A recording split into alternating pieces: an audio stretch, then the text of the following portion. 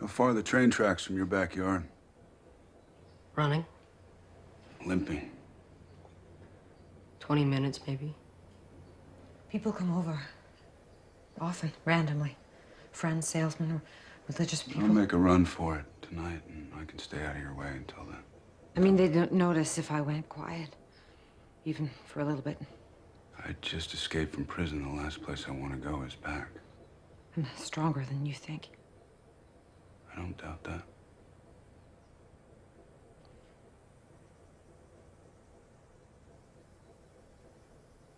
And I won't let anything happen to my son.